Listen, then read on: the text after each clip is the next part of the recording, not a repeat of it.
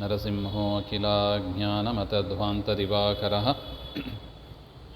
ಜಯತ್ಯಮಿತಸಜ್ಞಾನಸುಖಶಕ್ತಿಭಯೋನಿಧಿಃ ವ್ಯಾಸಾಯ ಭವನಾಶಾಯ ಶ್ರೀಶಾಯ ಗುಣರಾಶಯೇ ಹೃದ್ಯಾಯ ಶುದ್ಧವಿದ್ಯಾಯ ಮಧ್ವಾಯ ಚ ನಮೋ ನಮಃ.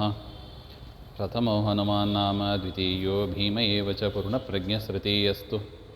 ಭಗವತ್ಕಾರ್ಯಸಾಧಕಃ ಪೂಜ್ಯಾಯ ರಾಘವೇಂದ್ರಾಯ ಸತ್ಯಧರ್ಮರತಾಯ ಚ ಭಜತಾಂ ಕಲ್ಪವೃಕ್ಷಾಯ ನಮತಾಂ ಕಾಮಧೇನವೇ ದುರ್ವಾದಿಧ್ವಾಂತರವಯೇ ವೈಷ್ಣವೇಂದೀವರೆಂದವೇ ಶ್ರೀರಾಘವೇಂದ್ರ ಗುರವೇ ನಮೋತ್ಯಂತದಯಾಳವೇ ಮೂಕೋಪಿ ಯತ್ರ ಸಾಧೇನ ಮುಕುಂದಶಯನಾಯತೆ ರಾಜರಾಜಾಯತೆ ರಿಕ್ತಃ ರಾಘವೇಂದ್ರಂ ತಮಾಶ್ರಯೇ ಆಪಾದಪೌಲಿಪರ್ಯಂತಂ ಗುರುಣಾಂ ಆಕೃತಿಂ ಸ್ಮರೇತ್ ತೇನ ವಿಘ್ನಾಃ ಪ್ರಣಶ್ಯಂತಿ ಸಿದ್ಧ್ಯಂತಿ ಚ ಮನೋರಥಾಃ. ಶ್ರೀಗುರುಭ್ಯೋ ನಮಃ. ನಾರಾಯಣಾಯ ಪರಿಪೂರ್ಣಗುಣಾರ್ಣವಾಯ ವಿಶ್ವೋದಯಸ್ಥಿತಿಲಯೋ ನಿಯತಿಪ್ರದಾಯ ಜ್ಞಾನಪ್ರದಾಯ ವಿಬುಧಾಸುರಸೌಖ್ಯದುಃಖಸತ್ಕಾರಣಾಯ ವಿತತಾಯ ನಮೋ ನಮಸ್ತೆ. ನಾರಾಯಣಂ ನಮಸ್ಕೃತ್ಯ ನರಂ ಚೈವ ನರೋತ್ತಮಂ ದೇವೀಂ ಸರಸ್ವತೀಂ ವ್ಯಾಸಂ ತತೋ ಜಯಮುದೀರಯೇತ್. ಕೃಷ್ಣಾಯ ವಾಸುದೇವಾಯ ಹರಯೇ ಪರಮಾತ್ಮನೇ ಪ್ರಣತಃ ಕ್ಲೇಶನಾಶಾಯ ಗೋವಿಂದಾಯ ನಮೋ ನಮಃ. ಶ್ರೀ ಗುರುಭ್ಯೋ ನಮಃ. ವರಾಹ ಪುರಾಣದಲ್ಲಿ ಧರ್ಮವ್ಯಾಧನ ಚರಿತ್ರೆಯನ್ನು ನಾವು ನೋಡ್ತಾ ಇದ್ದೀವಿ. ಧರ್ಮವ್ಯಾಧ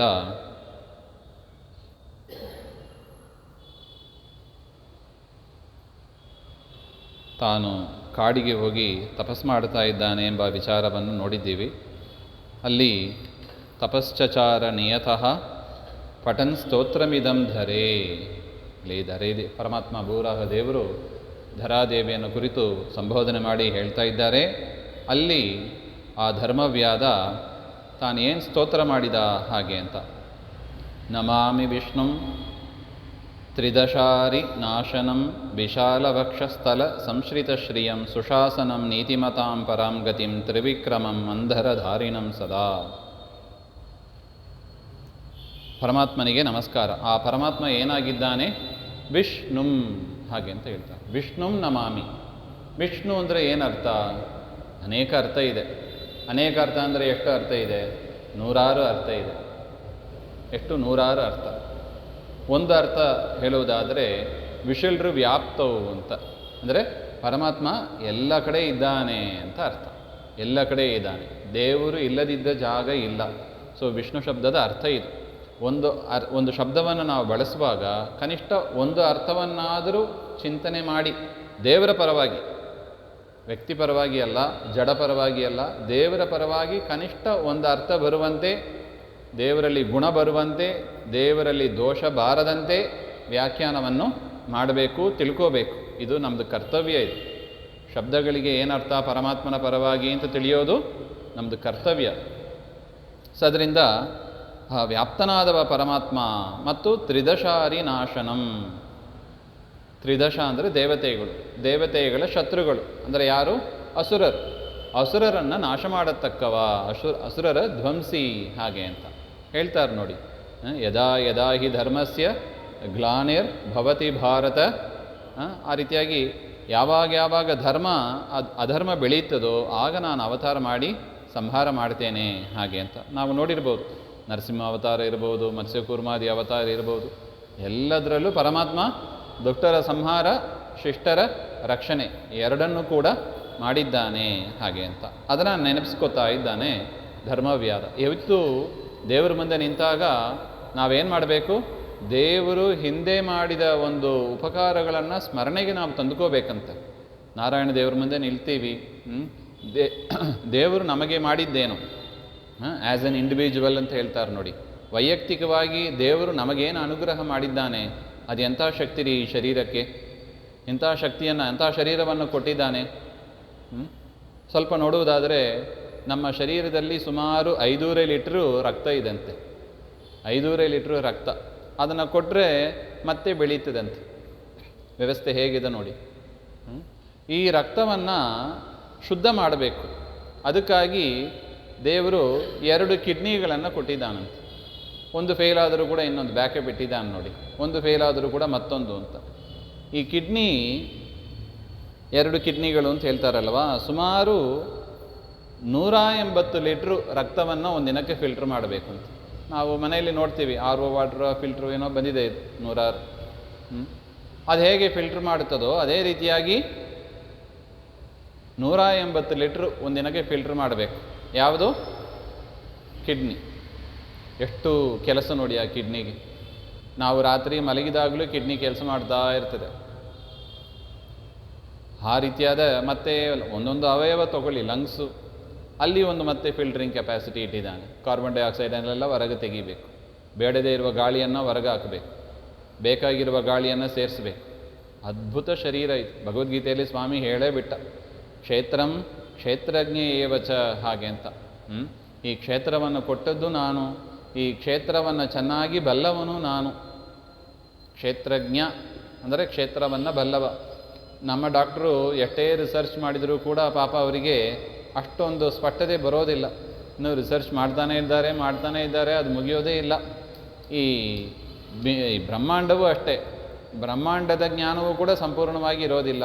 ಈ ಪಿಂಡಾಂಡದ ಜ್ಞಾನವೂ ಕೂಡ ಯದ್ಯಪಿ ನೋಡ್ರೆ ಚೋಟುದ ಶರೀರ ಇರ್ತದೆ ಇದು, ಆದರೂ ಕೂಡ ಅದರ ಒಂದು ಸ್ಪಷ್ಟ ಕಲ್ಪನೆ, ಯಾವುದರಿಂದ ರೋಗ ಬಂತು ನೋಡಿ. ಒಂದೊಂದೇ ಡಾಕ್ಟರ್ ಏನು ಮಾಡ್ತಾರೆ, ಡಾಕ್ಟರ್ ನೋಡಿ ಔಷಧಿ ಚೇಂಜ್ ಮಾಡ್ತಾ ಹೋಗ್ತಾ ಇದ್ದಾರೆ. ಇದನ್ನು ತೊಗೊಳ್ಳಿ, 1 ವಾರ ತೊಗೊಳ್ಳಿ, ಸರಿಯಾಗದೇ ಇದ್ದರೆ ಮತ್ತೆ ವಾಪಸ್ ಬನ್ನಿ. ಅಂದರೆ ಏನರ್ಥ? ಅವರಿಗೆ ಪಾಪ ವಿಶ್ವಾಸ ಇಲ್ಲ ಈ ಔಷಧಿ ಕೆಲಸ ಮಾಡ್ತದೋ ಇಲ್ಲವೋ ಅಂತ. 1 ವಾರ ಹೋದ ಮೇಲೆ ಈ ಔಷಧಿ ಬೇಡ, ಈ ಔಷಧಿ ತೊಗೊಳ್ಳಿ, ಸ್ವಲ್ಪ ಸ್ಟ್ರಾಂಗ್ ಡೋಸ್ ಕೊಟ್ಟಿದ್ದೀನಿ ತೊಗೊಳ್ಳಿ ಅಂತ ಹೇಳಿ ಏನೋ ಒಂದು ಪಾಪ ಇದು ಸರಿ ಹೋಗದೇ ಇದ್ದರೆ ಮತ್ತೆ ಬನ್ನಿ ಅಂತ ಹೇಳ್ತಾರೆ. ಈ ರೀತಿಯಾಗಿ ಶರೀರದಲ್ಲಿ ಏನಾಗ್ತಾ ಇದೆ ಹೋಗ್ತಾ ಇದೆ ಅದನ್ನು ಸರಿಯಾಗಿ ಬಲ್ಲವ ದೇವರೊಬ್ಬನೇ. ಸೊ ಅದರಿಂದ ಆ ಪರಮಾತ್ಮನನ್ನು ನಾವು ಕ್ಷೇತ್ರಂ ಕ್ಷೇತ್ರಜ್ಞ ಏವಚ ಅಂತ ಹೇಳಿದ್ದಾರೆ.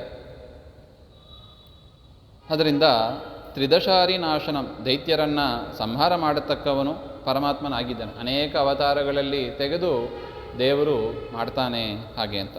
ವಿಶಾಲ ವಕ್ಷಸ್ಥಲ ಸಂಶ್ರಿತ ಶ್ರಿಯಂ, ತನ್ನ ವಿಶಾಲವಾದ ವಕ್ಷಸ್ಥಲದಲ್ಲಿ ಲಕ್ಷ್ಮಿಗೂ ಕೂಡ ಆಶ್ರಯವನ್ನು ಕೊಟ್ಟಿದ್ದಾನೆ ಹಾಗೆ ಅಂತ ಹೇಳ್ತಾರೆ. ಈ ರೀತಿಯಾಗಿ ಯಾಕೆ ಸ್ತೋತ್ರ ಮಾಡಬೇಕು ಅಂತ ಒಂದು ಪ್ರಶ್ನೆ ಬರುತ್ತದೆ.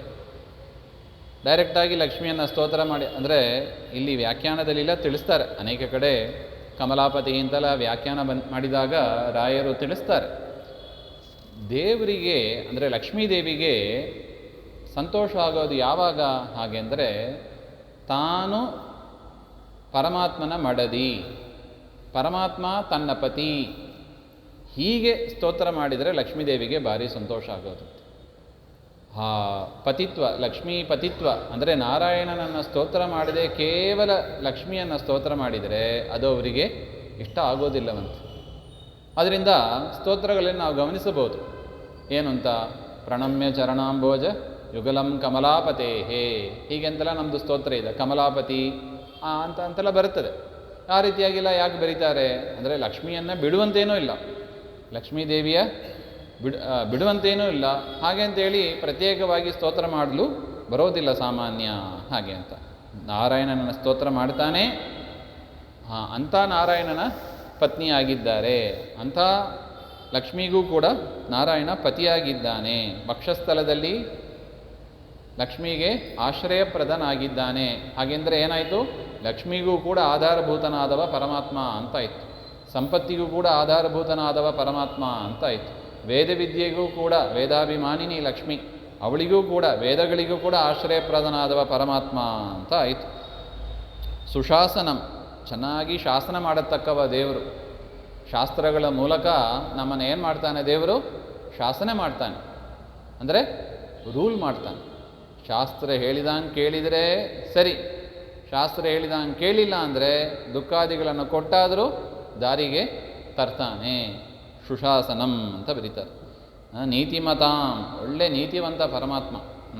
ಪರಾಂ ಗತಿಂ, ಉತ್ತಮ ಗತಿ. ತ್ರಿವಿಕ್ರಮಂ, ನೋಡಿ ಈ ತಿಂಗಳು ಜ್ಯೇಷ್ಠ ಮಾಸದಲ್ಲೇ ಇದನ್ನು ಹೇಳಿದ್ದಾರೆ, ತ್ರಿವಿಕ್ರಮ ಹಾಗೆ. ಯಾಕೆ ಈ ತಿಂಗಳು ಜ್ಯೇಷ್ಠ ಮಾಸಕ್ಕೆ ಅಭಿಮಾನಿಯಾದವ ರಮಾ ತ್ರಿವಿಕ್ರಮ, ಜ್ಯೇಷ್ಠ ತ್ರಿವಿಕ್ರಮ ಅಂತ ಪ್ರಸಿದ್ಧ. ಅವನನ್ನು ಕೂಡ ಸ್ತೋತ್ರ ಮಾಡಬೇಕು ಅಂತ. ಮಂದರಧಾರಿಣಂ ಸದಾ, ಮಂದರ ಪರ್ವತವನ್ನು ಧರಿಸಿ ದೇವತೆಗಳಿಗೆ ಅಮೃತವನ್ನು ಕೊಟ್ಟ ರೂಪ ಅದು ಹಾಗೆ ಅಂತ. ಈ ರೀತಿಯಾಗಿ ಅನೇಕ ಶ್ಲೋಕಗಳು ಇದೆ ಇದರಲ್ಲಿ. ಧರಾಧರಂ ನರಕರಿಪುಂ ಪುರುಷ್ಟುತಂ ನಮಾಮಿ ವಿಷ್ಣುಂ ಶರಣಂ ಜನಾರ್ದನಂ ಹಾಗೆ ಅಂತ. ತ್ರಿಧಾಸ್ಥಿತಂ ಅಂತ ಒಂದು ಮಾತಿದೆ. ತ್ರಿಧಾಸ್ಥಿತಂ ಅಂದರೆ ಏನರ್ಥ? ಹಾಗೆ ಅಂದರೆ ಪರಮಾತ್ಮ 3 ಕಾಲದಲ್ಲೂ ಇದ್ದಾನೆ. ಭೂತಕಾಲದಲ್ಲೂ ಇದ್ದಾನೆ, ವರ್ತಮಾನ ಕಾಲದಲ್ಲೂ ಇದ್ದಾನೆ, ಭವಿಷ್ಯತ್ ಕಾಲದಲ್ಲೂ ಇದ್ದಾನೆ. ಇದರಿಂದ ನಮಗೆ ಒಂದು ಸಂದೇಶ ಕೊಟ್ಟ ನೋಡಿ. ನಮ್ಮ ಗೌರ್ಮೆಂಟೆಲ್ಲ ಎಷ್ಟು 5 ವರ್ಷ ಟರ್ಮ್ ಅವರಿಗೆ, ಮುಂದೆ ಯಾರು ಬರ್ತಾರೋ ಏನೋ ಗೊತ್ತಿಲ್ಲ. ನಾವಿಷ್ಟೆಲ್ಲ ಸಾಧನೆ ಮಾಡಿ ಹೇಗಿದ್ರೂ ಈ ಜನ್ಮದಲ್ಲಿ ಎಷ್ಟಾಗ್ತದೋ ಗೊತ್ತಿಲ್ಲ, ಇನ್ನೊಂದು 5 ಜನ್ಮ ಇದೆ ಅಂತ ಇಟ್ಕೊಳ್ಳೋಣ ಒಂದು ಮಾತಿಗೆ. ಎಷ್ಟು ಜನ್ಮವೋ ಗೊತ್ತಿಲ್ಲ. 5 ಜನ್ಮ ಆದ ಮೇಲೆ ಪರಮಾತ್ಮ ಪೋಸ್ಟ್ ಹೋಗಿ ಇನ್ನು ಬೇರೆ ಯಾರು ಬಂದು ಕೂತ್ಕೊಂಡ್ಬಿಟ್ರೆ ಅವನನ್ನು ಸ್ತೋತ್ರ ಮಾಡ್ತಾ ಕೂಡಬೇಕು. ಅವನು ಹೇಳ್ಬಿಡ್ತಾನೆ, ಹಿಂದೆ ಮಾಡಿದ ಪಾಲಿಸೀಸ್ ಎಲ್ಲ ಅವ್ರು ತೆಗೆದು ಬಿಡ್ತಾರೆ. ಹೊಸ ಗೌರ್ಮೆಂಟ್ ಬಂದರೆ ಹಾಗೆ ಮಾಡೋದಲ್ವೇ? ಅದೇ ಥರ ಹೊಸ ರೂಲ್, ಹಳೆ ರೂಲ್ಸ್ ಯಾವುದು ವರ್ಕೌಟ್ ಆಗಲ್ಲ. ಏಕಾದಶಿ ಹೋಯ್ತು, ಚಾತುರ್ಮಾಸ್ಯ ಹೋಯ್ತು, ಪ್ರಾತಃ ಸ್ನಾನ ಹೋಯ್ತು, ವೈಶ್ವದೇವ ಹೋಯ್ತು. ಇದಕ್ಕೆಲ್ಲ ವಿರುದ್ಧವಾಗಿ ಏನಾದರೂ ರೂಲ್ಸ್ ಮಾಡಿಬಿಟ್ಟು ಅಂಥವ್ರು ಬಂದು ಕೂತ್ಕೊಂಡ್ಬಿಟ್ಟು ರೂಲ್ಸ್ ಮಾಡಿಬಿಟ್ರೆ ಏನು ಮಾಡೋದು? ನಮಗೆ ಪರಿಸ್ಥಿತಿ ಏನು ಅಲ್ವಾ? ಇಷ್ಟೆಲ್ಲ ಕಷ್ಟಪಟ್ಟುಕೊಂಡು ಮನಸ್ಸು ದೇವರ ಕಡೆ ಹೋಗೋದೇ ಕಷ್ಟ. ಅಷ್ಟೆಲ್ಲ ಕಷ್ಟಪಟ್ಟು ಇಂದ್ರಿಯ ನಿಗ್ರಹ ಮಾಡಿ ಹೋದರೆ ಬೇರೆ ಯಾರೋ ಬಂದು ಆ ವಿಷ್ಣು ಎನ್ನುವ ಸ್ಥಾನದಲ್ಲಿ ಅಥವಾ ಸರ್ವೋತ್ತಮ ಸ್ಥಾನದಲ್ಲಿ ಬೇರೆ ಯಾರೋ ಬಂದು ಕೂತ್ಕೊಂಡ್ಬಿಟ್ರೆ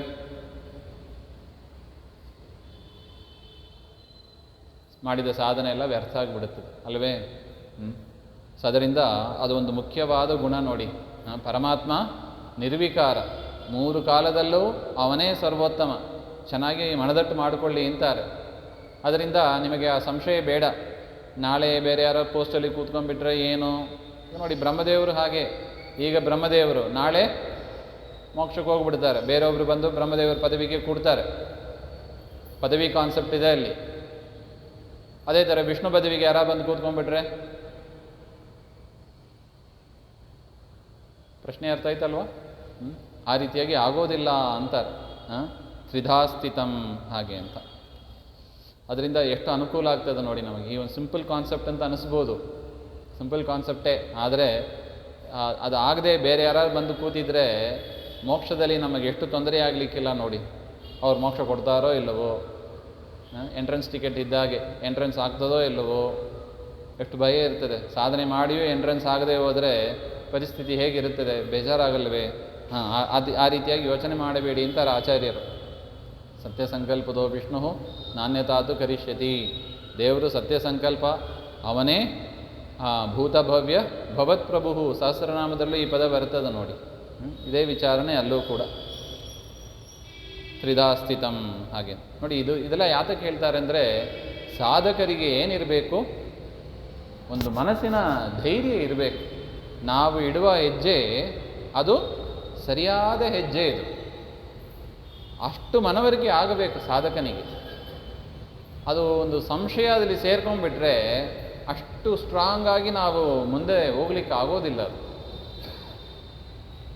ಅದನ್ನೆಲ್ಲ ನಾವು ಚೆನ್ನಾಗಿ ಭೀಮಸೇನ ದೇವರ ಚರಿತ್ರೆಯಲ್ಲಿ, ಹನುಮನ್ ದೇವರ ಚರಿತ್ರೆಯಲ್ಲಿ ಕಾಣಬಹುದು. ನಿನ್ನೆ ಕೂಡ ಕೆಲವುದೆಲ್ಲ ನಾವು ನೋಡಿದ್ದೀವಿ. ಎಷ್ಟೊಂದು ಸ್ಟ್ರಾಂಗ್ ಕನ್ವಿಕ್ಷನ್ ನೋಡಿ, ದೃಢ ನಿಶ್ಚಯ. ಭೀಮಸೇನ ದೇವರು ಹೇಳಿದರೆ ದೃಢ ನಿಶ್ಚಯ. ಆ ರೀತಿಯಾದ ಒಂದು ದೃಢ ಜ್ಞಾನ, ದೃಢ ಭಕ್ತಿ ಇದ್ದರೆ ಮಾತ್ರ ಆ ದೇವರ ಅನುಗ್ರಹವನ್ನು ನಾವು ಸಾಧನೆ ಮಾಡಲಿಕ್ಕೆ ಆಗ್ತದೆ ಹಾಗೆ ಅಂತ. ನಿಶ್ರೇಯಸಾಖ್ಯಂ ಕ್ಷಪಿತೇತರಂ ಗುರುಂ ನಮಾಮಿ ವಿಷ್ಣುಂ ಪುರುಷೋತ್ತಮಂ ತ್ವಹಂ ಹಾಗೆ. ಪುರುಷೋತ್ತಮ ಹೇಳಿ ಪುರುಷೋತ್ತಮ ಸ್ತೋತ್ರ. ಪುರುಷೋತ್ತಮ ಅಂದರೆ ಏನು? ಪುರುಷೋತ್ತಮ ಅಂದರೆ ಏನು?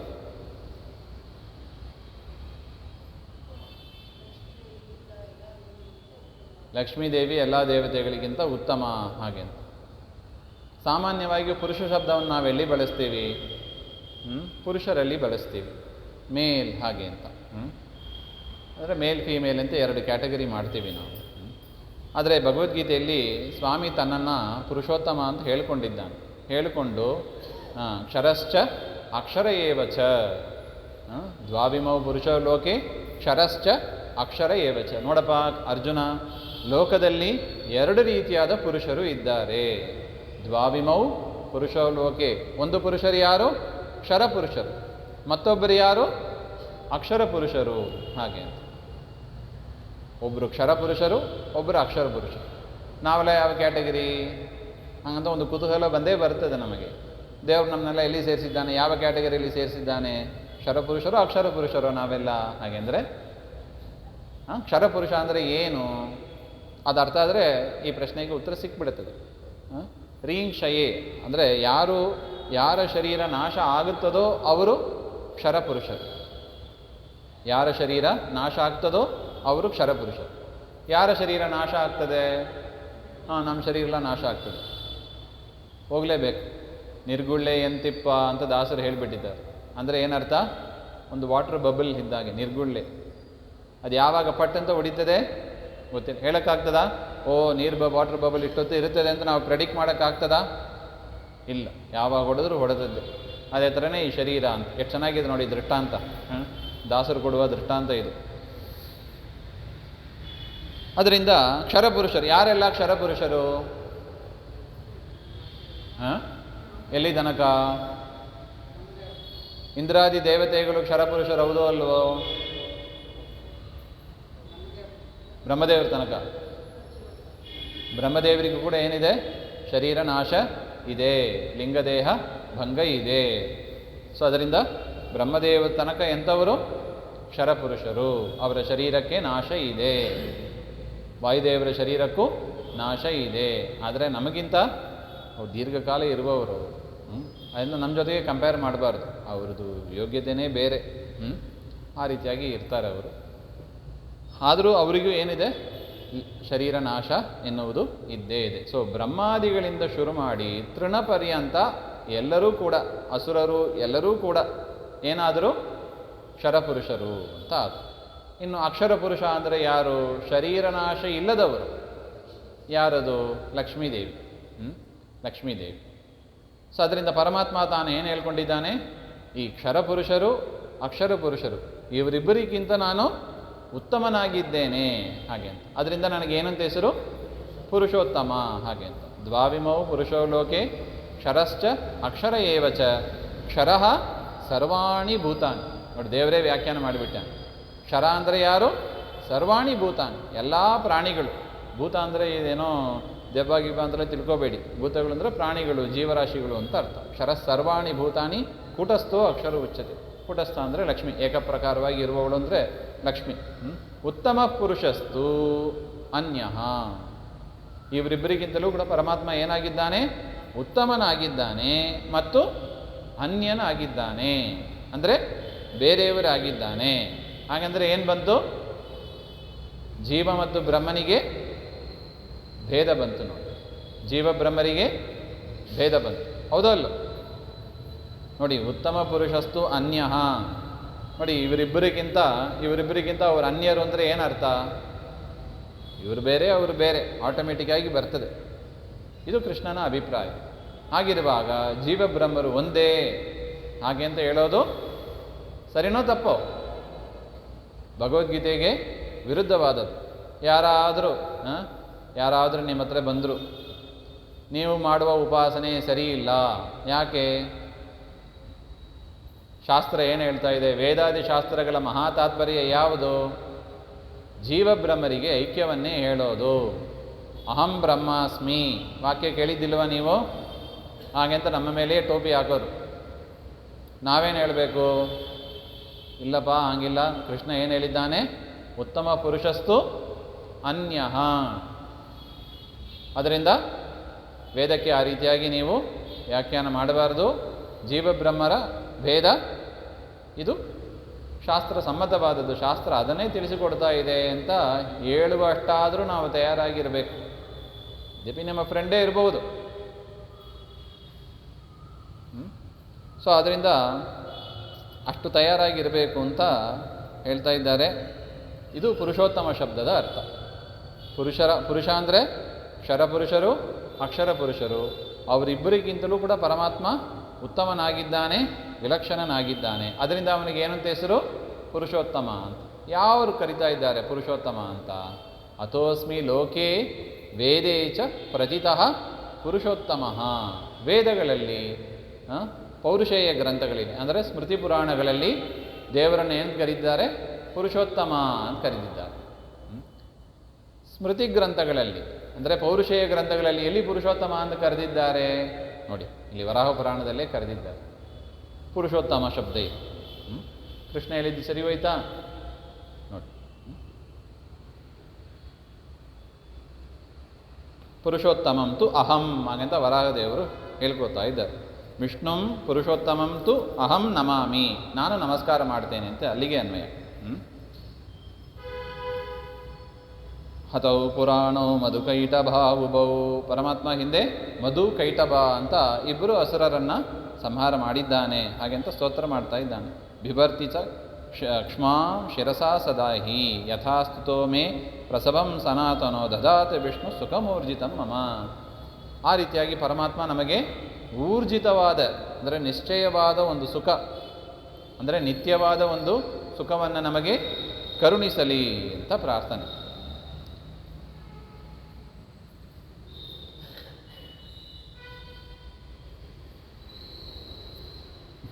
ಭವೇ ಭವೇಯಶ್ಚ ಸಸರ್ಜ ಕಿಂ ತತೋ ಜಗತ್ಪ್ರಸೂತಂ ಸಚರಾಚರಂ ತ್ವಿದಂ ತತಶ್ಚ ರುದ್ರಾತ್ಮವತಿ ಪ್ರಲೀಯತೆ ಅನ್ವತೋ ಹರೇರ್ವಿಷ್ಣು ಹರಸ್ತಯುಚ್ಯತೆ. ಹಿಂದೆ ನಾವು ನೋಡಿದ್ದೀವಿ, ಅದರದ್ದೇ ಒಂದು ಸ್ತೋತ್ರ ಇಲ್ಲೂ ಬರ್ತದೆ ನೋಡಿ. ಪರಮಾತ್ಮನೇ 3 ರೂಪದಿಂದ ಸೃಷ್ಟಿ ಸ್ಥಿತಿ ಸಂಹಾರವನ್ನು ಮಾಡ್ತಾ ಇದ್ದಾನೆ. ಬ್ರಹ್ಮ, ವಿಷ್ಣು, ಶಿವ ಹಾಗೆ ಅಂತ. ಯಾರ ರೂಪ ಇದು? ವಿಷ್ಣುವಿನದ್ದೇ ರೂಪ ಅದು. ಅಂತ ಪರಮಾತ್ಮನಿಗೆ ನಮಸ್ಕಾರ ಅಂತ ಹೇಳ್ತಾ ಇದ್ದಾರೆ.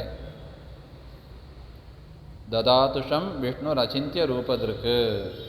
ಇಷ್ಟೆಲ್ಲ ಸ್ತೋತ್ರ ಮಾಡಿದಾಗ ತಸ್ಯ ಸನಾತನಃ ಸ್ವಯಂಪುರೋ ಬಭೂವ ಅದ್ಭುತ ರೂಪದರ್ಶನ. ಧರ್ಮವ್ಯಾಧನ ಮುಂದೆ ಪರಮಾತ್ಮ ಪ್ರತ್ಯಕ್ಷನಾಗಿ ವರಂ ವೃಣೀಶ್ವ, ನಿಂಗೇನು ಬರಬೇಕೋ ಕೇಳು ಹಾಗೆ ಅಂತ ಹೇಳ್ತಾನೆ.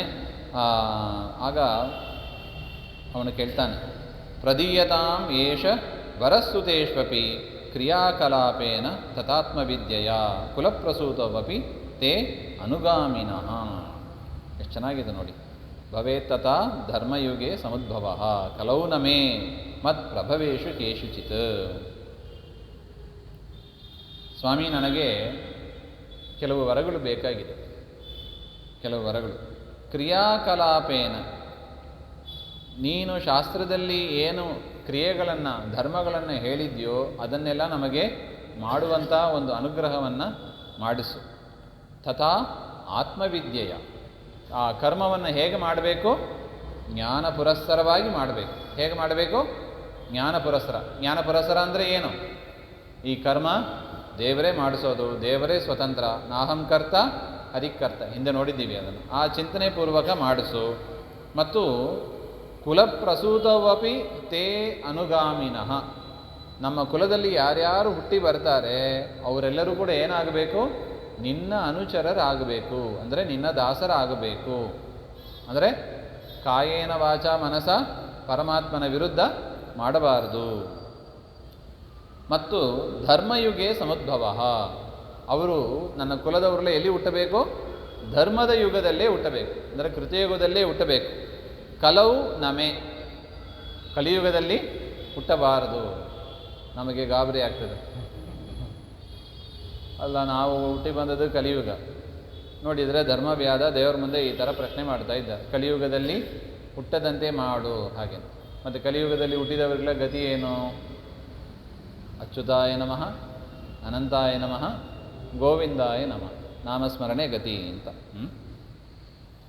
ಜ್ಞಾನೋದಯಸ್ತ್ವಸ್ಯ ಕುಲಸ್ಯ ಸರ್ವಗೆ, ನಿನ್ನ ಜ್ಞಾನ ನನ್ನ ಕುಲದಲ್ಲಿ ಹುಟ್ಟುವವರಿಗೂ ಎಲ್ಲರಿಗೂ ಕೂಡ ನಿನ್ನ ಜ್ಞಾನ ಸರಿಯಾಗಿ ಇರಲಿ. ನೋಡಿ, ಇದು ಗಮನಿಸಬೇಕಾದ ಅಂಶ ಇದು. ಏನು? ತಾನು ಒಬ್ಬ ಮಾತ್ರ ಉದ್ಧಾರ ಆಗೋದಲ್ಲ.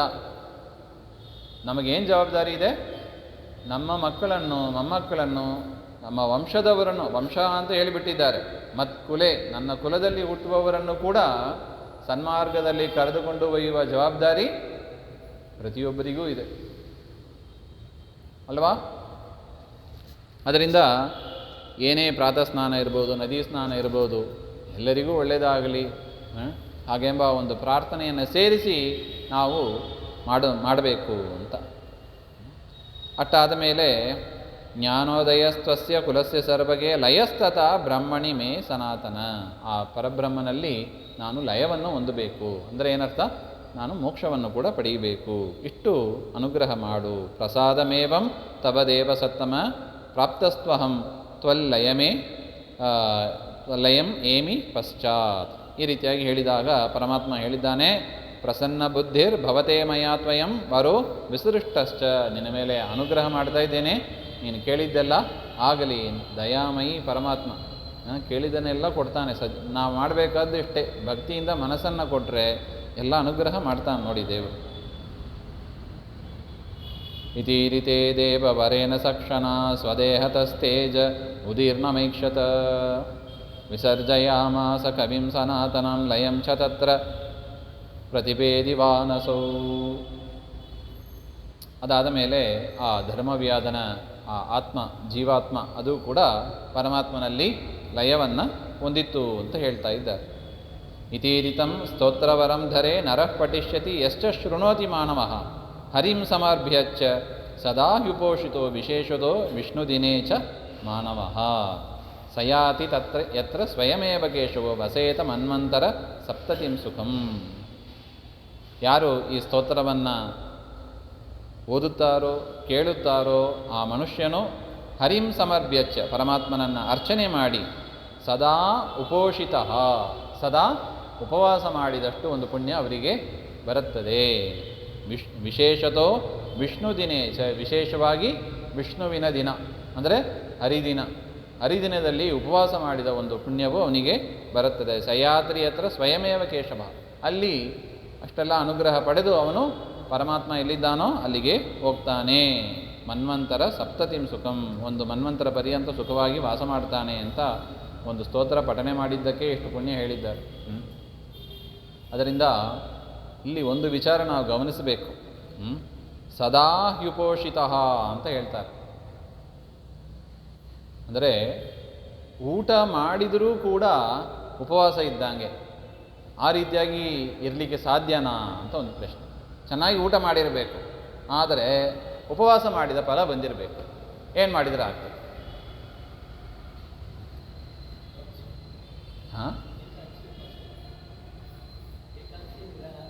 ಏಕಾದಶಿ ನಿರಾಹಾರ ಮಾಡಿರಬೇಕು. ಇಲ್ಲ, ಹಂಗಿಲ್ಲ.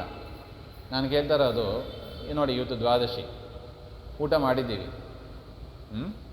ಊಟ ಮಾಡಿದರೂ ಕೂಡ ಉಪವಾಸ ಇದ್ದ ಪುಣ್ಯ ಅದನ್ನು ಪಡೀಬೇಕು ಅಂದರೆ ಚಿಂತನೆ ಎಷ್ಟಿರಬೇಕು. ದೇವರು ಸ್ವೀಕಾರ ಮಾಡ್ತಾ ಇದ್ದಾನೆ ಅಂತ ಒಂದು ಚಿಂತನೆ ಇದ್ದುಬಿಟ್ರೆ, ಗೋವಿಂದ ಗೋವಿಂದ ಅಂತ ಹೇಳಿ ನಾವು ಸ್ವೀಕಾರವನ್ನು ಮಾಡಿದರೆ ಆಗ ಏನಾಯಿತು? ನಿತ್ಯ ಉಪವಾಸ ಮಾಡಿದ ಒಂದು ಪುಣ್ಯ ಯಾರಿಗೆ ಕೊಡೋರು? ಎಷ್ಟು ಸುಲಭ ಇದೆ ನೋಡಿ. ಸೊ ಅದರಿಂದ ಸದಾ ಈ ಸ್ತೋತ್ರ ಯಾಕೆ ಹಿಂದೆಲ್ಲ ನೋಡಿದ್ದೀವಿ ನಾವು. ಊಟದ ವಿಚಾರಣೆ ಚೆನ್ನಾಗಿ ಬಂದಿದೆ. ಯಾವುದು ಊಟ ಮಾಡಬೇಕು, ಯಜ್ಞಶಿಷ್ಟವನ್ನು ತಿಂದರೆ ಎಷ್ಟು ಮಹತ್ವ ಇದೆ ಹಾಗೆಂಬ ಅದೆಲ್ಲ ನೋಡಿದ್ದೀವಿ. ಸೊ ಅದರಿಂದ ಅಂತಹ ಒಂದು ಅದ್ಭುತ ಸ್ತೋತ್ರ ಇದು. ಇದನ್ನು ಓದುವವರಿಗೆ ಮಹಾಲಾಭ ಇದೆ ಅಂತ ಹೇಳಿ ಮುಂದಿನ ವಿಚಾರ. ಪರಮಾತ್ಮ ಮತ್ಸ್ಯಾವತಾರ ಒಂದು ವಿಚಾರವನ್ನು ಹೇಳ್ತಾ ಇದ್ದಾರೆ. ಸ್ವಾಮಿ ಧರಣಿದೇವಿ ಪ್ರಶ್ನೆ ಮಾಡ್ತಾರೆ, ಆದೌ ಕೃತಯುಗೇನಾಥ ಕಿಂಕೃತಂ ವಿಶ್ವಮೂರ್ತಿನ. ವಿಶ್ವಮೂರ್ತಿ ಇದ್ದಾನಲ್ಲ ನಾರಾಯಣ, ಅವನು ಕೃತಯುಗದಲ್ಲಿ ಅಂದರೆ ಆದಿಯುಗದಲ್ಲಿ ಏನು ಮಾಡಿದ ಅವನು? ಹಾಗೆ ನಾರಾಯಣೇನ ತತ್ಸರ್ವಂ, ಆ ನಾರಾಯಣ ಇದ್ದಾನಲ್ಲ ಅವನೇನು ಮಾಡಿದನೋ ಅದನ್ನೆಲ್ಲ ಕೇಳಬೇಕು ಅಂತ ನನಗೆ ಇಚ್ಛೆ ಇದೆ ಹಾಗೆ ಅಂತ ಪ್ರಶ್ನೆ ಮಾಡಿದಾಗ ವರಾಹದೇವರು ಹೇಳ್ತಾರೆ, ಪೂರ್ವಂ ನಾರಾಯಣಸ್ತ್ವೇಕೋ ನಾಸೀತ್ ಕಿಂಚಿತ್ ಹರೇ ಪರಂ. ನೋಡಿ, ಆಚಾರ್ಯರಿಗೆ ಬೇಕಾಗಿರುವ ಒಂದು ಶ್ಲೋಕ. ಯಾರಿದ್ದರು? ಸೃಷ್ಟಿ ಆದಿಕಾಲದಲ್ಲಿ ನಾರಾಯಣ ಮಾತ್ರ ಇದ್ದದ್ದು. ಇದ್ರ ಮೇಲೆ ಒಂದು ಪ್ರಶ್ನೆ, ನಾರಾಯಣ ಮಾತ್ರ ಇದ್ದ ಅಂತ ಹೇಳ್ತೀರಿ, ಜೀವ ನಿತ್ಯವೋ ಅನಿತ್ಯವೋ? ನಿತ್ಯ. ಮತ್ತು ನಾರಾಯಣ ಒಬ್ಬನೇ ಇದ್ದ ಅಂತ ಹೇಳ್ತೀರಿ, ಜೀವ ನಿತ್ಯ ಅಂತ ಹೇಳ್ತೀರಿ, ವಿರೋಧ ಬಂತಲ್ಲ ಅಂತ ಒಂದು ಪ್ರಶ್ನೆ.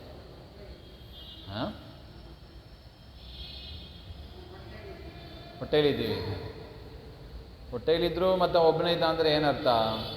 ಅಂದರೆ ವ್ಯಾಪಾರ ಕರ್ಮಗಳನ್ನು, ಮಾನಸಿಕ ಕರ್ಮ ನಡೆದೇ ಇರ್ತದೆ, ಶರೀರಾದಿಗಳು ಇಲ್ಲದೆ ಶರೀರ ನಿಮಿತ್ತವಾದ ಒಂದು ವ್ಯಾಪಾರಗಳು ಇಲ್ಲದವರಾಗಿ ಇದ್ದರು ಅಂತ ಅದರ ಅಭಿಪ್ರಾಯ. ನಿತ್ಯ ಅಂತ ಹೇಳಿದ ಕೂಡಲೇ ಜೀವ ನಿತ್ಯ ಹೌದು, ಜೀವನಿಗೆ ಸಾವು ಇಲ್ಲ, ಹುಟ್ಟು ಇಲ್ಲ, ಸಾವು ಇಲ್ಲ, ಜೀವ ನಿತ್ಯ. ಮತ್ತು ಹೆಂಗೆ ಕೂಡಿಸೋದು ಹಾಗೆಂದರೆ ಈ ರೀತಿಯಾಗಿ ಶರೀರಾದಿಗಳು ಇಲ್ಲದೇ ಇದ್ದರು ಹಾಗೆ. ಯಾಕೆ ಏನೇ ಮಾಡಬೇಕಂದ್ರೂ ಕೂಡ ನಮಗೇನು ಬೇಕು?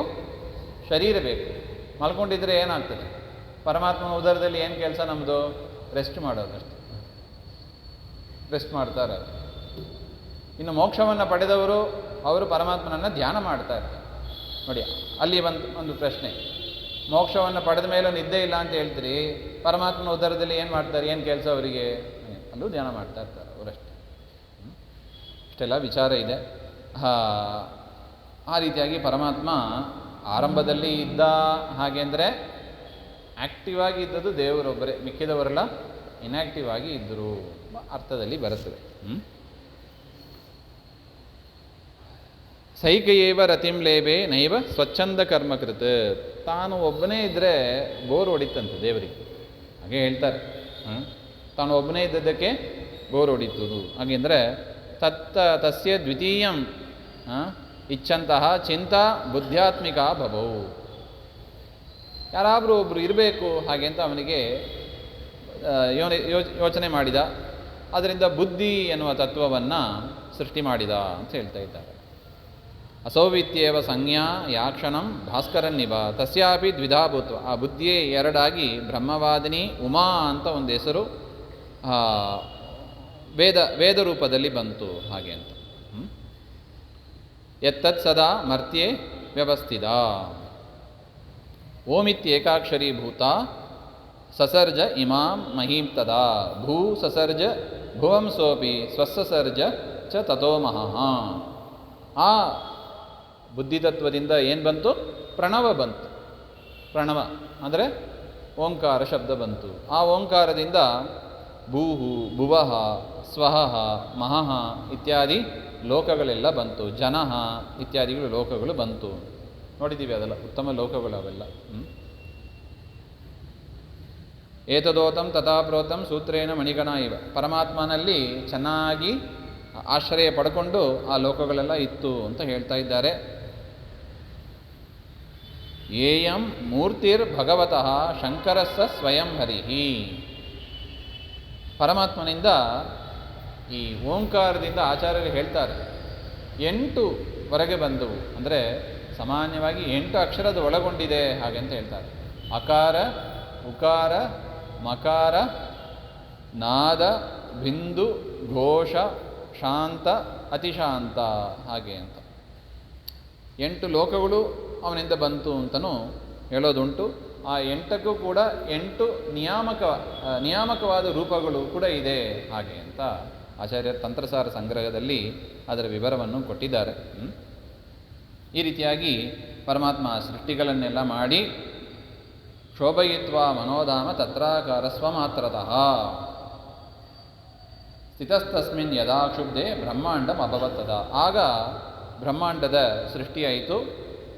ಅಲ್ಲಿ ಮತ್ತೆ ಲೋಕಗಳೆಲ್ಲ ಬಂತು ಹಾಗೆ. ಅಪರಂ ಭುವನಂ ಪ್ರಾಯಾನ್ ಮಧ್ಯೆ ಭಾಸ್ಕರ ಸನ್ನಿಭಂ ಪುರಾಣ ಪುರುಷೋ ವ್ಯಾಪ್ಯ ಪದ್ಮಘೋಷ. ಪದ್ಮಘೋಷದಲ್ಲಿ ಬ್ರಹ್ಮದೇವರ ಸೃಷ್ಟಿ ಆಯಿತು. ಪರಮಾತ್ಮ ನೀರಿನಲ್ಲಿ ಮಲಗಿದ್ದ. ಇದೆಲ್ಲ ಬ್ರಹ್ಮಾಂಡದ ಒಳಗಿನ ಸೃಷ್ಟಿ. ಮೊದಲು ಹೇಳಿದ್ದು ಹೊರಗಿಂದು, ಬ್ರಹ್ಮಾಂಡದ ಒಳಗೆ ಶಿಸ್ತು. ಸಹಿ ನಾರಾಯಣ ದೇವ ಪ್ರಾಜಾಪತ್ಯೇನ ತೇಜಸ ಅಕಾರಾಧ್ಯಂ ಸ್ವರಂ ನಾಭ್ಯಾಂ ಹಲಂ ಚ ವಿಸಸರ್ಜ ಅಮೂರ್ತ ಸೃಷ್ಟೌ ಶಾಸ್ತ್ರಾಣಿ ಉದಗಾಯ ತದಾದಿಶಃ ಸೃಷ್ಟ್ವಾ ಪುನರಮೇಯಾತ್ಮ ಚಿಂತೆಯಾಮಾಸ ಧಾರಣಂ. ಈ ರೀತಿಯಾಗಿ ಪರಮಾತ್ಮ ನಾಭಿ ಕಮಲದಿಂದ ಬ್ರಹ್ಮದೇವರನ್ನು ಸೃಷ್ಟಿ ಮಾಡ್ತಾ ಇದ್ದಾನೆ ಅಂತೆಲ್ಲ ವಿಚಾರ ನಾವು ಹಿಂದೆ ನೋಡಿದ್ದೆ. ಅದನ್ನೇ ಇನ್ನೂ ವಿಸ್ತಾರವಾಗಿ ಸ್ವಲ್ಪ ಹೇಳ್ತಾ ಇದ್ದಾರೆ. ದಕ್ಷಿಣಂ ವಾಮವನ್ನಿ ಸಂಕಾಶಂ ವಾಮಂ ತುಹಿನ ಸನ್ನಿಭಂ ತಂ ದೃಷ್ಟ ಚಂದ್ರಸೂರ್ಯೌ ಚ ಕಲ್ಪಿತವು ಪರಮೇಷ್ಠಿನ. ತನ್ನ 2 ಕಣ್ಣಿನಿಂದ ಪರಮಾತ್ಮ ಸೂರ್ಯ ಚಂದ್ರರನ್ನು ಕೂಡ ಸೃಷ್ಟಿ ಮಾಡಿದ. ಮತ್ತು ಮಧ್ಯದ ಕಣ್ಣು, ದೇವರಿಗೆ 3 ಕಣ್ಣು ಅಂತ, ಅಲ್ಲಿಂದ ಅಗ್ನಿಯನ್ನು ಕೂಡ ಸೃಷ್ಟಿ ಮಾಡಿದ ಅಂತ ಹೇಳ್ತಾ ಇದ್ದಾರೆ. ಮುಖದಿಂದಲೂ ಕೂಡ ಅಗ್ನಿಯನ್ನು ಸೃಷ್ಟಿ ಮಾಡಿದ ಅಂತಲೂ ಉಂಟು ಪುರುಷ ಸೂಕ್ತದಲ್ಲಿ, ಹಾಗೇ ಇದೆ. ತತಃ ಪ್ರಾಣ ಸಮುತ್ತಸ್ಥೋ ವಾಯುಶ್ಚ ಪರಮೇಷ್ಠಿನಃ. ಪರಮಾತ್ಮನ ಪ್ರಾಣದಿಂದ ವಾಯುದೇವರನ್ನು ಸೃಷ್ಟಿ ಮಾಡಿದ.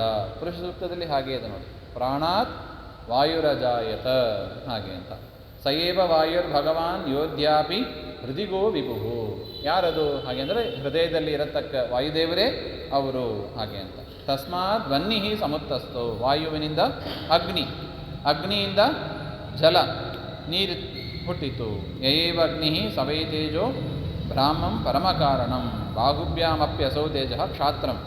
ಮತ್ತು ಆ ಮುಖಕಮಲದಿಂದ ಅಗ್ನಿ ಹುಟ್ಟಿತು.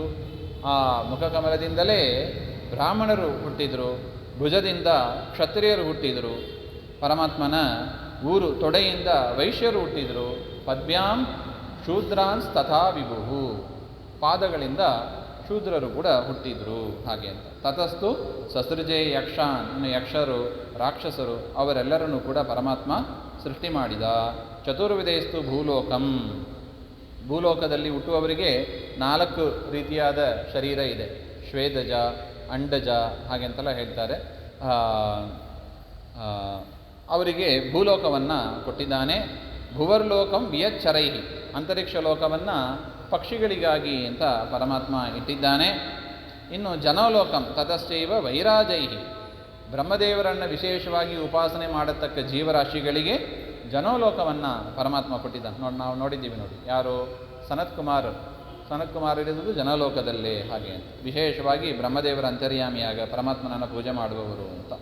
ತಪೋಲೋಕಂ, ತಪೋಲೋಕವನ್ನು ದೇವತೆಗಳಿಗೆ, ದೇವಸ್ತಪೋನಿಷ್ಠೈ ಅಪೂರಯತ್, ತಪೋಲೋಕವನ್ನು ದೇವತೆಗಳನ್ನು ಕುರಿತು ತಪಸ್ ಮಾಡುವ ಜನರಿದ್ದಾರಲ್ಲ ಅವರಿಂದ ಪೂರ್ಣ ಮಾಡಿದ. ಯಾವ ಲೋಕವನ್ನು ಯಾರಿಂದ ಪೂರ್ಣ ಮಾಡಿದ ಅದರ ವಿಚಾರವನ್ನು ಇಲ್ಲಿ ಹೇಳ್ತಾ ಇದ್ದಾರೆ. ಅಪುನರ್ಮಾರ್ಗೈ ದೇವೈ ಸತ್ಯಲೋಕಂ ಅಪೂರಯತ್. ಇನ್ನು ಯಾರು ಮತ್ತೆ ಹುಟ್ಟು ಬರೋದಿಲ್ಲ, ಯಾರಿಗೆ ಹುಟ್ಟುವ ಅಷ್ಟು ಪ್ರಾರಬ್ಧ ಇರಲ್ಲ, ಅಂಥವರನ್ನೆಲ್ಲ ಸತ್ಯಲೋಕದಲ್ಲಿ ಪೂರ್ಣ ಮಾಡಿದ. ಅಂಥವರೆಲ್ಲ ಸತ್ಯಲೋಕದಲ್ಲಿ ವಾಸ ಮಾಡ್ತಾ ಇದ್ದಾರೆ ಅಂತ ನೋಡಿ. ದೇವರ ವ್ಯವಸ್ಥೆ ಹೇಗಿದೆ ನೋಡಿ, ಯಾರನ್ನು ಯಾರ ಲೋಕದಲ್ಲಿ ಇಡಬೇಕು. ಬ್ರಹ್ಮದೇವರನ್ನು ಉಪಾಸನೆ ಮಾಡುವವರಿಗೆ ಒಂದು ಲೋಕ, ದೇವತೆಗಳನ್ನು ಉಪಾಸನೆ ಮಾಡುವವರಿಗೆ ಒಂದು ಲೋಕ, ಇನ್ನು ಪರಮಾತ್ಮನನ್ನು ಉಪಾಸನೆ ಮಾಡಿ ಸಾಧನೆ ಪಕ್ವವಾದವರಿಗೆ ಒಂದು ಲೋಕ, ಸತ್ಯಲೋಕ. ಅಲ್ಲಿ ಹೋದವರು ಪುನಃ ಹುಟ್ಟಿ ಬರಬೇಕು ಅಂತ ನಿಯಮ ಇಲ್ಲ ಹಾಗೆ ಅಂತ. ಇದ್ರ ಮೇಲೆ ಒಂದು ಪ್ರಶ್ನೆ ಬಂದ್ಬಿಡುತ್ತದೆ ನಮಗೆ, ಅಲ್ಲ ವಾಯುದೇವರು ಹುಟ್ಟಿ ಬಂದರಲ್ವಾ, ಸತ್ಯಲೋಕ ಅಧಿಪತಿಯವರು ವಾಯುದೇವರು ಹುಟ್ಟಿ ಬಂದರಲ್ಲ, ನೀವೇನು ಹೇಳ್ತೀರಿ ಹಾಗೆ ಅಂತ ಒಂದು ಪ್ರಶ್ನೆ ಬರ್ಬೋದು. ಅಷ್ಟೇ ಉತ್ತರ, ಪರಮಾತ್ಮನ ಆಜ್ಞೆಯಂತೆ ಅವರು ಹುಟ್ಟಿ ಬಂದರೆ ಹೊರತು ಕರ್ಮ ನಿಮಿತ್ತಕವಾಗಿ ಇಲ್ಲ ಹಾಗೆ ಅಂತ. ಅಂದರೆ ಅವರಿಗೆ ಹೆಚ್ಚು ಸಾಧನೆಯನ್ನು ಮಾಡಿಸಬೇಕು, ವಿಶೇಷ ಅನುಗ್ರಹ ಮಾಡಬೇಕು ಎನ್ನುವ ದೃಷ್ಟಿಯಿಂದ ಸ್ಮೇರಾನನೋ ಭುವನ ಜೀವನ ಮಾಭಭಾಷೆ ಅಂತ ಹೇಳ್ತಾರೆ. ಆ ರೀತಿಯಾಗಿ ವಾಯುದೇವರು ಅವತಾರವನ್ನು ಇಟ್ಕೋಬೇಕು. ಈಗ ನೋಡಿ, ವಾಯುದೇವರು ಸಮುದ್ರವನ್ನು ಬೇರೆಯವರು ದಾಟಬಹುದಾ? ದಾಟಬಾರ್ದು. ಹನುಮಂತ ದೇವರು ದಾಟಿದ್ರು ಅಲ್ಲವೋ? ಹಿಂಗೆಲ್ಲ ಒಂದು ಪ್ರಶ್ನೆ ಬರುತ್ತದೆ.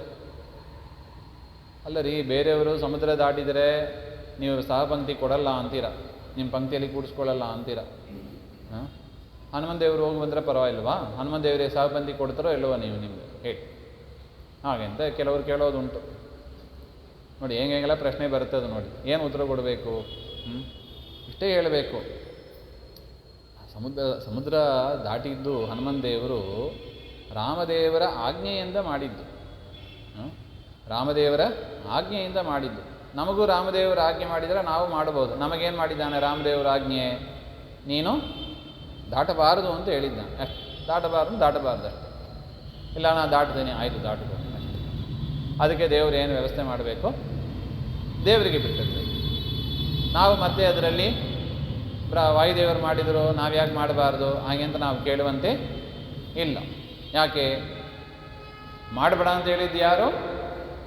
ದೇವರು. ಹನುಮಂತ ದೇವರಿಗೆ ಮಾಡು ಅಂತ ಹೇಳಿದ್ದು ಯಾರು? ದೇವರು ಹೇಳಿಬಿಟ್ರೆ ನಮ್ಮ ಒಳ್ಳೆಯದಕ್ಕೆ ದೇವರು ಹೇಳ್ತಾನೆ. ಅದರಿಂದ ಅಲ್ಲಿ ನಾವು ಮತ್ತೆ ಚರ್ಚೆ ಮಾಡಬೇಕಾಗಿಲ್ಲ. ದೇವರು ಹೇಳಿದ್ದಾನೆ, ಹಿಂದೆನೇ ಹೇಳಿದರು, ಸುಶಾಸನಂ ಅಂತ ಹೇಳಿದರು.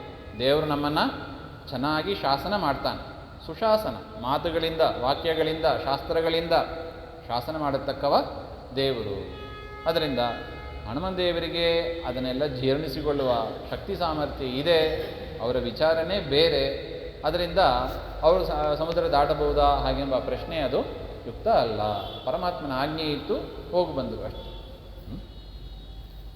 ಈ ರೀತಿಯಾಗಿ ಯಾರು ಮತ್ತೆ ಹುಟ್ಟೋದಿಲ್ಲವೋ ಅವರನ್ನೆಲ್ಲ ಸತ್ಯಲೋಕದಲ್ಲಿ ಪರಮಾತ್ಮ ಇಟ್ಟ ಅಂತ ಈ ರೀತಿಯಾಗಿ ಎಷ್ಟು ಚೆನ್ನಾಗಿ ಆ ಲೋಕಗಳ ಒಂದು ವ್ಯವಸ್ಥೆ, ಯಾವ ಲೋಕದಲ್ಲಿ ಯಾರು ಇರ್ತಾರೆ ಹಾಗೆಂಬ ಅದನ್ನು ನಮಗೆ ಕೊಟ್ಟಿರುವ ಲೋಕ ಯಾವುದು? ಭೂಲೋಕ. ಭೂಲೋಕದಲ್ಲಿ ನೀವು ಇರ್ರಿಪ ಹಾಗೆ. ವಾಯುಸ್ತುತಿಯಲ್ಲಿ ಬರ್ತದೆ ನೋಡಿ, ತ್ರಿದಿವ ನಿರಯ ಭೂ ಗೋಚರಾನ್ ನಿತ್ಯಬದ್ಧಾನ್ ಹಾಗೆ. ನಮಗೆ ಇಷ್ಟೇ, ಭೂಮಿಯಿಂದ ಸ್ವರ್ಗ ಅಥವಾ ಭೂಮಿಯಿಂದ ನರಕ, ವಾಪಸ್ಸು ಭೂಮಿಗೆ. ಅದಕ್ಕಿಂತ ಬಿಯಾಂಡ್ ನಮಗೆ ಇಲ್ಲ. ಬಿಯಾಂಡ್ ಆಗಬೇಕಂದ್ರೆ ಏನಾಗಬೇಕು? ಅಪರೋಕ್ಷ ಆಗಿರಬೇಕು. ಜನಲೋಕ ತಪೋಲೋಕ ಎಂಟ್ರಿನೇ ಸಿಗಬೇಕು ಅಂದರೆ ಯಾಕೆ? ಅಲ್ಲ, ದೇವರು ಯಾಕೆ ಇಷ್ಟೊಂದು ಮಾಡಿದ್ದಾನೆ ಹೇಳಿ? ಅದ್ರ ಮೇಲೆ ಒಂದು ಪ್ರಶ್ನೆ. ಈಗ ನಾವು ಸತ್ಯಲೋಕಕ್ಕೆ ಹೋದರೆ ಏನು ಗಂಟೋಯ್ತು ನಿಮ್ಮದು? ನಮಗೆ ಯಾಕೆ ಎಂಟ್ರಿ ಕೊಡಲ್ಲ? ಯಾಕೆ ಬ್ಯಾನ್ ಮಾಡಿ ಇಟ್ಟಿದ್ದೀರಿ? ಅಥವಾ ದೇವರಾದರೆ ಯಾಕೆ ಬ್ಯಾನ್ ಮಾಡಿದ್ದಾನೆ? ಹಾಗೆಂದರೆ ಒಂದೇ ಕಾರಣ, ಡಿಸಿಪ್ಲಿನ್. ನಮ್ಮಲ್ಲಿ ಏನಿಲ್ಲ? ಡಿಸಿಪ್ಲಿನ್ ಇಲ್ಲ. ಏನು ಮಾಡಬೇಕು? ಅಲ್ಲಿ ಸಭೆಗೆ ಹೋಗಿ ಕೂತರೆ ಏನು ಮಾಡಬೇಕು? ಹರಟೆ ಹೊಡೆದಾಗ ಕೂತಿರೋದು ನಾವು ನೋಡ್ಬೋದು. ಪಾಠ ಹೇಳ್ತಾ ಇರುವಾಗ, ಪ್ರವಚನ ಹೇಳ್ತಾ ಇರುವಾಗ ಏನು ಮಾಡೋದು? ನಮ್ಮ ಪಾಡಿಗೆ ನಾವಿಲ್ಲಿ ನಮ್ಮದೇ ಸೈಡ್ ಡಿಸ್ಕಷನ್ ಆಗ್ತಾ ಅವ್ರ ಪಾಪ ಅಲ್ಲಿ ಏನೋ ಪ್ರವಚನ ಹೇಳ್ತಾ ಕೂತಿರ್ಬೇಕು ಅವರು. ನಮ್ಮಲ್ಲಿ ಏನಿಲ್ಲ? ಶಿಸ್ತು ಇಲ್ಲ. ಅದರಿಂದ ಏನು ಮಾಡಿದ್ದಾನೆ? ಸರಿಯಾಗಿ ನೀನು ಕಲಿತು ಬಾಯ್, ಬೆಳಿಗ್ಗೆ ಹೇಳಬೇಕು, ಪೂಜೆ ಮಾಡಬೇಕು, ಬರೀ ಊಟದೇ ವಿಚಾರ ಮಾಡ್ತಾ ಕೂತಿರಬಾರ್ದು, ಮನಸ್ಸನ್ನು ದೇವರಿಗೆ ಹಾಕಬೇಕು. ಅದೆಲ್ಲ ಫಸ್ಟು ನೀನು ಅಭ್ಯಾಸ ಮಾಡಿ, ಸ್ವಲ್ಪ ಡಿಸಿಪ್ಲಿನ್ ಕಲಿ ನೀನು. ಆಮೇಲೆ ನಾನು ನಿನಗೆ ಎಂಟ್ರಿ ಕೊಡಲ್ಲ ಅಂತ ಇಲ್ಲ, ನಿನಗೆ ಎಂಟ್ರಿ ಕೊಡ್ತೀನಿ, ಸ್ವಲ್ಪ ತಯಾರಾಗಿ ಬಾ ನೀನು ಹಾಗೆ ಅಂತ ನಮ್ಮನ್ನ ಕಳಿಸಿರೋದಿಲ್ಲ. ನಾವಿಲ್ಲಿ ಬಂದು ಏನು ಮಾಡೋದು? ಇದೇ ಸುಖವಾಗಿದೆ ಅಂತ ಇಲ್ಲೇ ಸೆಟ್ಲ್ ಆಗೋಕ್ಕೆ ನೋಡೋದು. ಇದೆ ನಮಗೂ ದೇವರಿಗೂ ಇರುವ ಒಂದು. ಕಲ್ತ್ಕೊಂಡು ಬಾ ಅಂತ ಹೇಳಿ ಕಲಿಸಿದರೆ ಮಾಡಿದ್ದೇನು? ನಮ್ಮ ಹುಡುಗರನ್ನ ಬೈಯೋದು ಬೇರೆ. ಕಾಲೇಜಿಗೆ ಕಳಿಸಿದರೆ ಏನು ಮಾಡ್ಕೊಂಡು ಬರ್ತೀರಿ ನೀವು? ಆಫೀಸಿಗೆ ಕಳಿಸಿದ್ರೆ ಏನು ಮಾಡ್ಕೊಂಡು ಬರ್ತೀರಿ? ಬೈಯೋದು ಬೇರೆ. ತಾವು ಮಾಡೋದೇನು? ಅಂಥದ್ದೇ ಕೆಲಸ ನಾವು ಮಾಡೋದು. ದೇವ್ರು ನಮ್ಮನ್ನ ಬೈಬೇಕು ಅಷ್ಟೆ. ಎಷ್ಟು ಜನ ಅಂತ ಬೈಯೋದು ದೇವರಿಗೆ ಸ್ಟ್ರೆಸ್ ಆಗಲ್ವಾ? ಇದೆಲ್ಲ ಪ್ರಶ್ನೆ ಬರ್ತದೆ.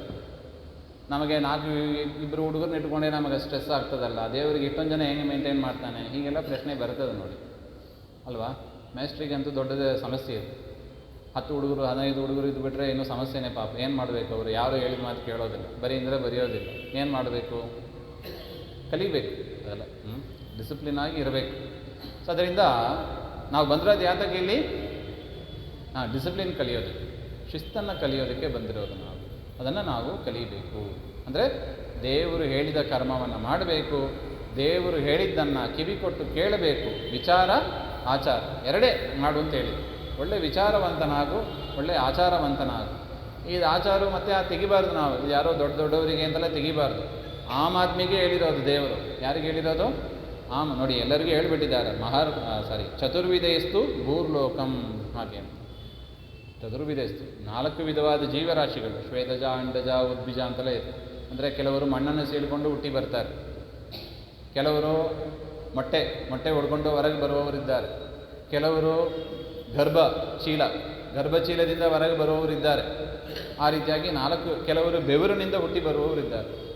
ಈ ರೀತಿಯಾಗಿ 4 ವಿಧವಾದ ಜೀವರಾಶಿಗಳು ಇದ್ದಾರೆ ಇಲ್ಲಿ. ಅವರಿಗೆಲ್ಲ ಯಾವುದು? ಭೂಲೋಕದಲ್ಲಿದ್ದು ನೀವು ಟ್ರೈನಿಂಗ್ ಪಡ್ಕೊಳ್ಳಿ ಅಂತ ಹೇಳಿ ಕಳಿಸಿರೋದು ಅಷ್ಟೇ. ಚತುರ್ವಿಧೆಯಸ್ತು ಭೂರ್ಲೋಕ. ಅದರಿಂದ ನಾವು ಇಲ್ಲೇ ನಮಗೆ ನೋಡಿ ದಾಸರು ಅದಕ್ಕೂ ಒಂದು ಉತ್ತರ ಕೊಟ್ಟು ಬಿಟ್ಟಿದ್ದಾರೆ.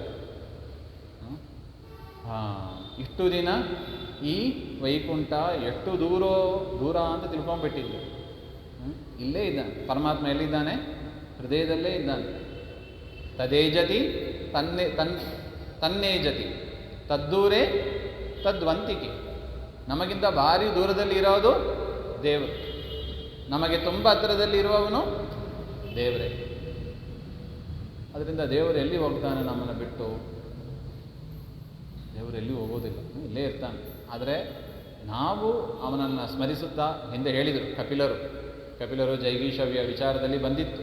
ನಮ್ಮ ದೇಹದಲ್ಲಿ ಇರುವ ಪರಮಾತ್ಮನನ್ನು ಎಚ್ಚರದಿಂದ ನಾವು ಸ್ಮರಣೆ ಮಾಡ್ತಾ, ಅಂದರೆ ಬಿಂಬೋಪಾಸನೆ ಮಾಡ್ತಾ ನಾವು ಕರ್ಮಗಳನ್ನು ಮಾಡಿ ಪರಮಾತ್ಮನಲ್ಲಿ ಮನಸ್ಸನ್ನು ಇಡಬೇಕು ಅಂಥವರಿಗೆ ಈ ಲೋಕವನ್ನೆಲ್ಲ ಅಂತ ಹೇಳಿದ್ದಾರೆ. ಇದಾದ ಮೇಲೆ ಇನ್ನೂ ಸ್ವಲ್ಪ ವಿಚಾರ ಇದೆ, ಮತ್ಸ್ಯಾವತಾರದ ಚರಿತ್ರೆ ಅದಾಗಲಿಕ್ಕಿದೆ. ಮತ್ತು ನಾಳೆ ಸೇರಿದಾಗ ನೋಡೋಣ ಅಂತ. ಎಸ್ ಸರ್ವಗುಣ ಸಂಪೂರ್ಣ ಸರ್ವದೋಷ ವಿವರ್ಜಿತ ಪ್ರಿಯತಾಂ ಪ್ರೀತೇಯಪಾಲಂ ವಿಷ್ಣುರ್ಮೇ ಪರಮಸುಹೃತ್ ಶ್ರೀಮಧ್ವಾಂತರ್ಗತ ಶ್ರೀಕೃಷ್ಣಾರ್ಪಣಮಸ್ತು. ನಾಹಂ ಕರ್ತ ಹರಿಕರ್ತ ತತ್ಪೂಜಾ ಕರ್ಮಚಾಖಿಲಂ ತಥಾಪಿ ಮತ್ಕೃತಾ ಪೂಜಾ ತತ್ಪ್ರಸಾದೇನ ನಾನ್ಯಥಾ. ಶ್ರೀಮದ್ವೇಷಾತ್ಮಸ್ತು.